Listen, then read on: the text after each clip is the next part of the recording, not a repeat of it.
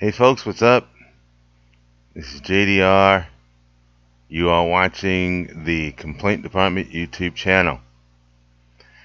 And I want to send my condolences out to the NYPD because they have lost another officer. Now, don't you think this is kind of ridiculous?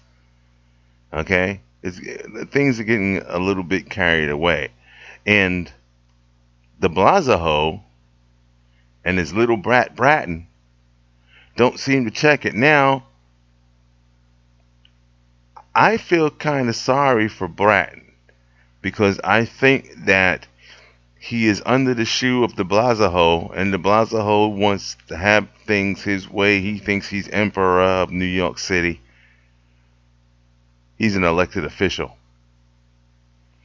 But he is running things like he is emperor, like he is dictator. And I think that Bratton doesn't really have a whole lot of leeway. Because if you ask me, if it was up to Bratton, he would have never gotten rid of stop and frisk. He would have never gotten rid of it. And remember Commissioner Kelly, he's just put out a new book. And one of the things that he says in his book is that stop and frisk was a very essential tool for the police department. It was an essential tool to catch criminals with weapons and whatever else. It was an essential tool. Now remember this. Remember when de Blasio said that he was going to do away with stop and frisk, and the NYPD intercepted this phone call from someone that was shipping weapons into New York City. And what they said was, well, we can't send it to New York City because they have that stop and frisk thing. And then all of a sudden the guy gets rid of it. And now we have another police officer dead. We have another young man dead that it shouldn't have happened. I mean, this guy was from a family of police officers. He was just buying a house for his family. And now he's shot dead. And here's the other thing. The guy that shot him shouldn't have even been on the streets. Where is our justice system going? I kind of don't understand. This guy should have never been on the streets. They said he had more than 10 warrants. And he had been, I don't know, what was he, arrested like 15 times or something like this or something. I don't know. He had a ridiculous amount. Whatever the case, he should have never been on the streets. And the judge said he should be put into a rehab program.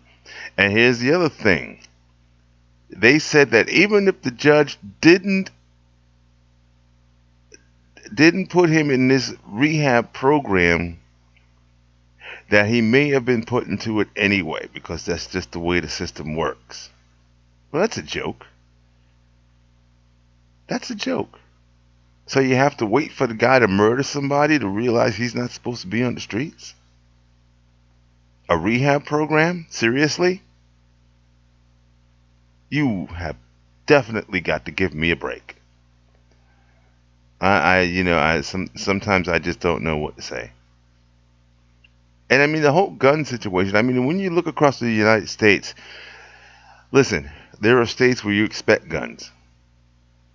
I mean, just recently, just a couple of days ago, there was a 4-year-old girl shot in New Mexico, Albuquerque, New Mexico, because of some road rage freak that decided to shoot into a car that carried the wife, the husband, and 2 kids.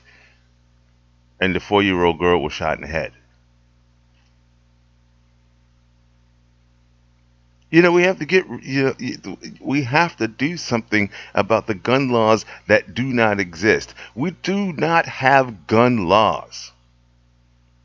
We have imitation laws, something just to put out to say, oh yeah, we're doing something about it. But we're not. We're not doing anything about it.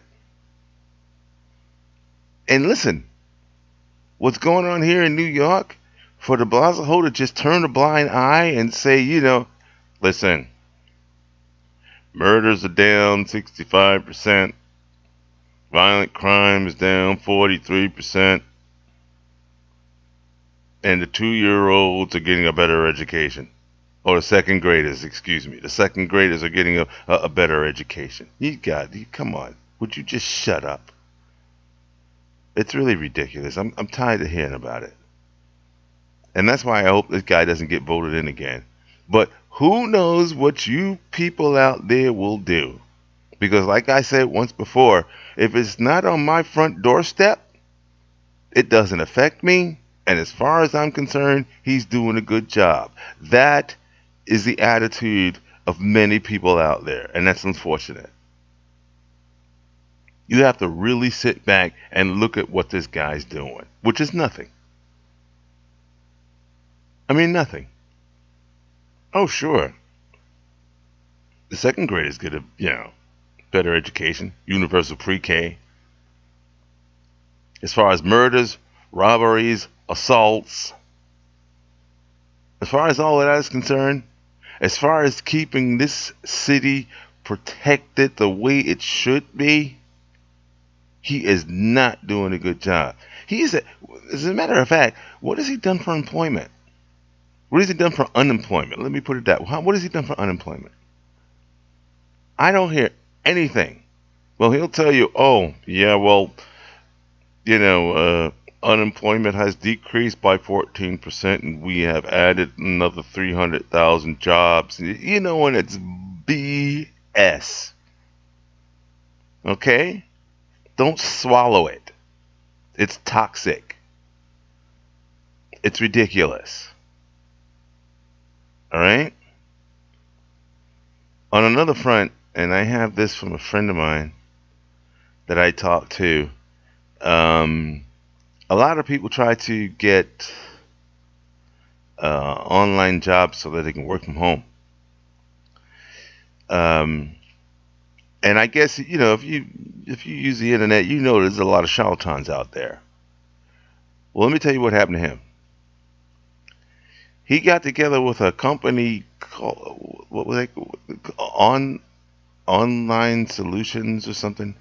Kuhn Associates, exactly. Kuhn Associates. And Kuhn Associates allegedly worked with Amazon. So what they were going to do was they were going to build him a website, and they were going to, help promote his website, and they were going to give him a mentor, yada, yada, yada, yada, yada. And so he paid him $500, which is okay. Now, you might be saying to yourself, well, $500 isn't a lot for a website. I think $500 is a lot for a website. I think it's enough to put a website up, $500. I think it's enough.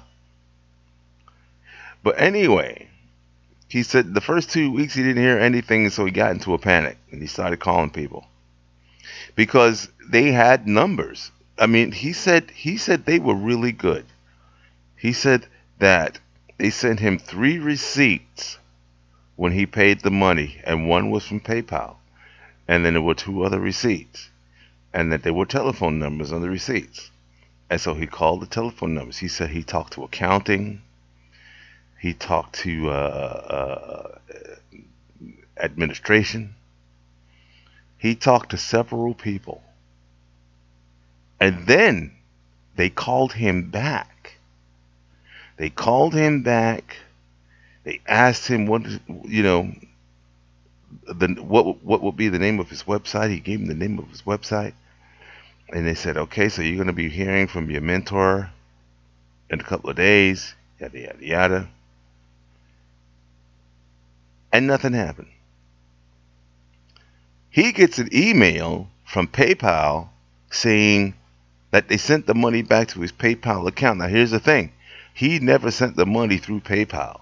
He sent the money directly from his bank to the company. Somehow PayPal, and listen, sometimes the gods, they smile upon you, my friend. Somehow PayPal intercepted the cash and sent the money back. The company sent the money back. He called up PayPal because he was confused. He didn't know why is this money being sent back to me when I sent it to them. And he said he went through like an hour with PayPal, and PayPal said, yeah, okay, this is going to be on your account. He hadn't used his PayPal account in like 5 years, so he had to create a whole new account, which he did.